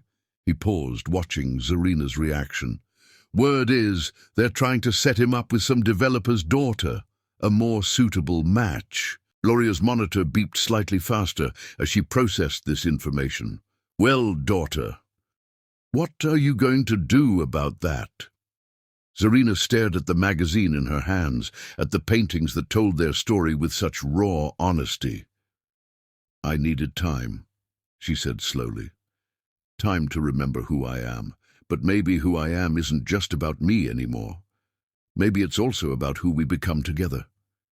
"Now you're thinking straight," Gloria said with satisfaction. "Marcus, I believe my daughter needs a ride." The city lights were just beginning to flicker on as Marcus's car pulled away from the hospital. Zarina sat in the passenger seat, her heart pounding with decision and possibility. "You know," Marcus said as they drove, "in all my years running the Blue Note, I've seen lots of couples come and go. But what you and Amancio have, that's the real thing, the kind of love that doesn't ask permission from circumstance." The streets of Boston flowed past like a river of memory, past the school where she taught, past the garden where she'd walked away, past all the places where judgment had tried to overcome truth. "Sometimes redemption isn't about being saved," Zarina said quietly, watching the city lights blur. "Sometimes it's about saving yourself by accepting that love doesn't have to make sense to be real." Marcus smiled, turning the car toward the glittering hotel where Amancio's family celebration was being held. "Now that," he said, "sounds like something worth fighting for." Behind them, in a hospital room growing dark with evening, Gloria Jackson smiled at the city lights, knowing that sometimes the greatest acts of redemption come not from grand gestures, but from simple acceptance of love's unexpected paths. Chapter 11. Return. The hotel ballroom glittered with wealth and pretense. Amancio sat in his wheelchair at the edge of the celebration, watching his family orchestrate what they called his reintegration into society.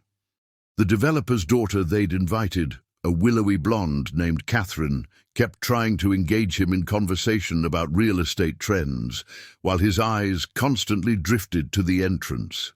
His latest paintings lined the walls, carefully selected by his family to show his triumph over adversity. But they'd chosen only the safe pieces, landscapes, architectural studies, nothing of the raw emotion that had poured out of him since Zarina's departure. The real exhibition, the one that told their true story, remained in his studio. "Amancio," his mother's accented voice carried a warning note as she approached. "Catherine is trying to discuss the Milan property. Do pay attention." He turned his wheelchair slightly, about to respond, when movement at the entrance caught his eye. There, framed in the doorway like a painting he'd dreamed but never dared to create, stood Zarina. She wore her simple teacher's dress, her natural hair crowned with dignity, her presence causing a ripple of whispers through the elegant crowd. Marcus stood behind her like a guardian angel, his Blue Note uniform a stark contrast to the expensive suits surrounding them. The room seemed to hold its breath as Zarina walked forward. Amancio's mother made a small sound of disapproval, while Catherine took an uncertain step back. But Amancio saw only the woman who had taught him that love sometimes comes disguised as necessity. "You're walking," Zarina said softly as she reached him. noting how he'd pushed himself to stand slightly using his wheelchair's arms. "Not far," he replied, his accent thick with emotion. "Just enough to prove the treatments are working. Just enough to keep fighting." His mother stepped forward, social training warring with disapproval. "Miss Jackson, this is a private family celebration." "No, Mama," Amancio interrupted, his eyes never leaving Zarina's face. "This is a celebration of healing, and she is the one who taught me that healing comes in many forms." The whispers grew louder as Zarina moved closer. She could hear fragments of conversation. The teacher from the scandal, and how dare she show up here?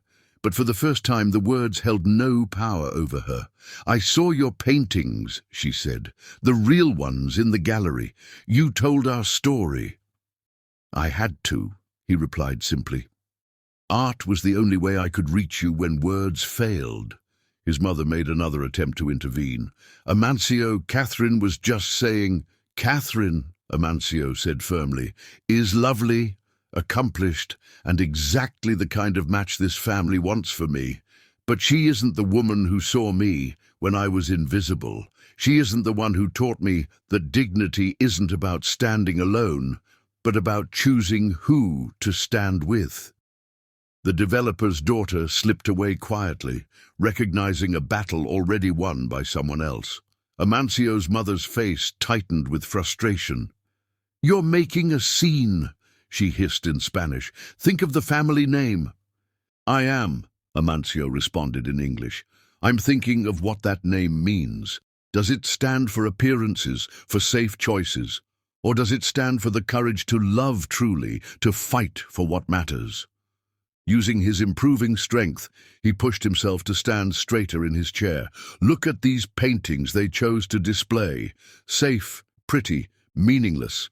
But the real art, the truth of who I am, came after meeting someone who understood that beauty isn't about perfection."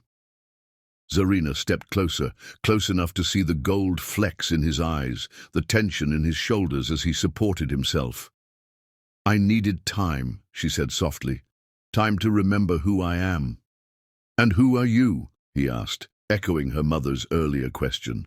"I'm a teacher who believes art can heal broken places. A daughter who learned that love sometimes means accepting help. A woman who found her truth in the space between necessity and destiny." She paused, gathering courage. "And I'm someone who's tired of letting other people's judgment drown out her heart's wisdom." The ballroom had grown quiet, the wealthy crowd unconsciously gathering to witness this collision of worlds. Marcus stood at the edge, a proud smile on his face, while Amancio's mother looked like she'd swallowed something bitter. "When you left," Amancio said, his voice carrying in the silence, "I painted our story. Not just the pretty parts, but all of it. The desperation, the judgment, the love that grew in society's shadows. I painted it because art doesn't lie, doesn't care about appearance or family names or what people will say." His hands gripped his wheelchair's arms tighter. "I painted us because even when you were gone, you were teaching me about courage, about fighting for truth even when it wears uncomfortable faces." Zarina felt tears threatening but held them back. This wasn't a moment for weakness, but for strength. "My mother's getting better," she said. "The treatment you helped make possible. It's working." "I know." His smile held understanding. "The hospital keeps me updated. Part of my therapy involves walking the same halls where she's healing." His mother made one last attempt. "Amancio, think of your future. The company needs—" "The company," he interrupted gently, "needs someone who understands that development isn't just about profit, who sees communities as more than numbers, who learned from a teacher that sometimes the most valuable things can't be measured in dollars." He reached for Zarina's hand, and she took it without hesitation. The contrast of their skin tones, like the contrast of their worlds, created something beautiful in its complexity. "I'm standing straighter now," he said softly, "getting stronger every day. But whether I walk again or stay in this chair, my heart has already learned to soar. Because of you. Because of us. The whispers had died completely now, the wealthy crowd unconsciously recognizing the weight of the moment. Even Amansio's mother stood silent, perhaps seeing for the first time the strength in her son that had nothing to do with physical ability. There will be talk, Zarina warned, though her smile suggested she no longer cared. Let them talk, Amancio replied. Let them see what love looks like when it's born from understanding instead of convenience. When it grows in the space between what society expects and what the heart knows is true. He turned to address the crowd directly. You all came to celebrate my recovery, but true healing isn't just about physical strength. It's about finding courage to be who you really are, to love who your heart chooses, to fight for what matters beyond appearance and expectation.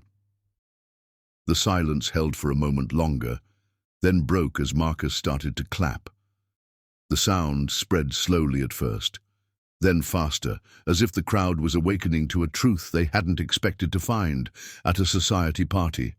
Amansio's mother watched the response, her expression slowly shifting from disapproval to thoughtful consideration.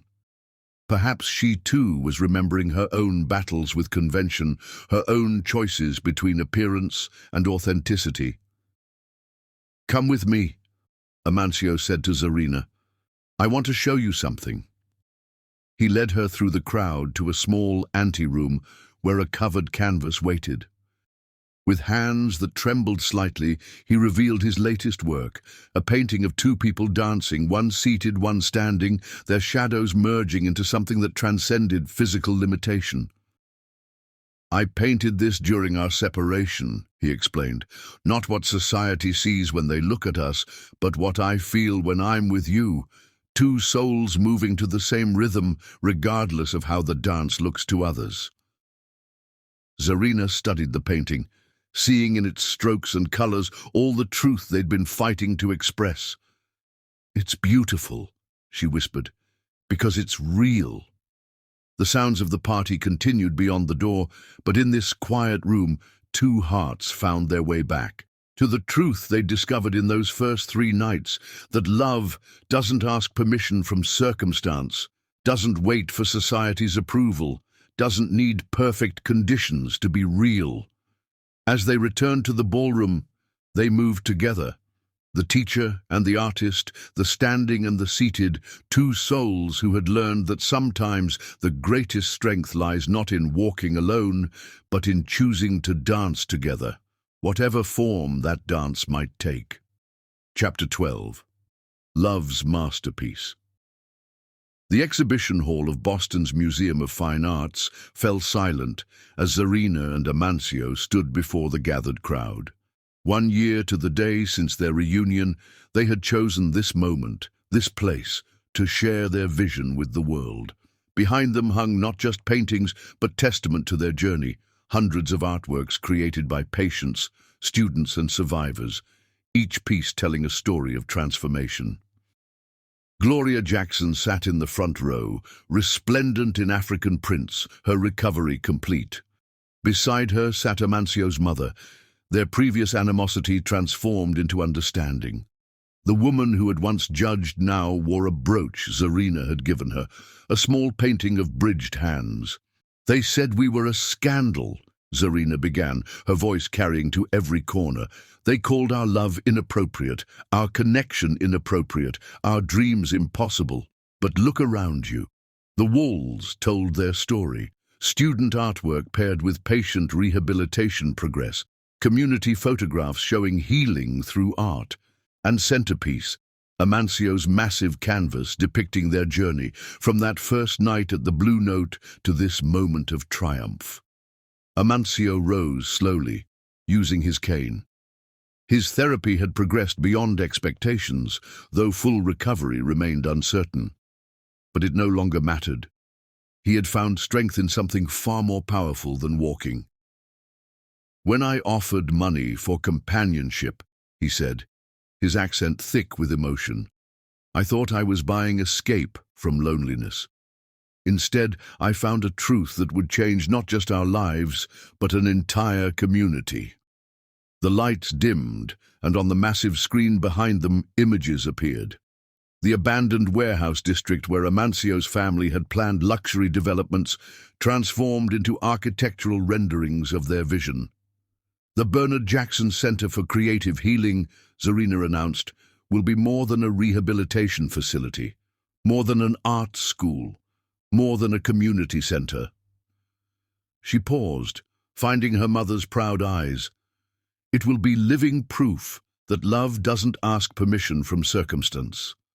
The renderings showed studios designed for both standing and seated artists, rehabilitation spaces where patients could heal through creativity, classrooms where students from all backgrounds could learn and teach each other, gardens where art and nature would intertwine. But then came the surprise: images of similar centers breaking ground in 5 other cities: Chicago, Atlanta, Los Angeles, Miami, New York. My family's company built empires of glass and steel, Amancio continued, but together we will build something stronger, bridges between worlds that never knew they could connect. Isabella stepped forward then, tears streaming unashamedly. The Bernard Foundation is proud to announce full funding for all 6 centers, she declared. My brother and his wife taught us that true development isn't about property values, it's about human values. The crowd stirred at the word wife. Zarina smiled, touching the simple gold band on her finger. Their private ceremony, held that morning in the hospital chapel where her mother had healed, witnessed only by those who had believed in them from the start. Marcus emerged from the crowd, carrying a covered canvas. Before the centers open, he said, there's one more piece of art to share. The students at Roosevelt High created this together. The unveiling drew gasps. The painting showed Zarina and Amancio in multiple scenes. Their first meeting, their separation, their reunion. But surrounding these moments were hundreds of small portraits. Her students, his rehabilitation partners, community members, each face representing someone whose life they'd touched. This isn't just our story anymore, Zarina said, emotion making her voice rough. It belongs to everyone who ever felt judged, ever faced impossible choices, ever had to decide between dignity and necessity. Amancio took her hand. And to everyone who discovered that sometimes survival looks like surrender until you realize it's actually strength. The lights rose slowly, illuminating not just the artwork, but the faces of those gathered. Former critics who had become supporters, students who had become teachers, patients who had become artists, lives transformed not just by their love story, but by the power of that love to create change. Gloria rose from her seat, her voice strong with the same conviction that had carried her through civil rights marches. My daughter came to Amancio Bernard, seeking funds for my treatment. But God had a bigger plan, to show us all that love's true price isn't measured in dollars, but in courage. As if on cue, the museum's ceiling panels retracted, revealing the night sky above through glass panels. Stars glittered down on the gathering, nature's own artwork, blessing the moment. Look, Amancio whispered to Zarina, nodding toward the back of the hall. There stood young Tanya Williams, now preparing for art school herself, helping a rehabilitation patient hold a paintbrush. The patient, a young girl recently paralyzed in an accident, was creating her first artwork since her injury. Her smile illuminated her entire face as color bloomed on the canvas. That, Zarina said to the crowd, is our real masterpiece. Not these walls, not the centers we'll build, but the moments when someone discovers they are not defined by their circumstances. Amancio stood straighter, his cane solid beneath his hand. We stand before you not as a scandal resolved, but as proof that love's greatest power isn't in erasing our challenges, but in transforming them into bridges, Zarina finished. The crowd rose in a standing ovation, but the couple hardly noticed. They were looking at each other, seeing not what society had once whispered about. The teacher and the developer, the black woman and the European man, the walking and the wheelchair-bound, but what they had known from that first night. Two souls who had recognized in each other the courage to love without permission from the world. Above them, the stars continued their eternal dance, witnesses to a truth as old as time, yet new as every dawn. That love's masterpiece isn't painted in perfection, but in the glorious, messy, beautiful courage of hearts who choose to see beyond the canvas of circumstance to the art of possibility. In the years to come, thousands would pass through the doors of their centers. Lives would be transformed, art would be created, healing would flourish.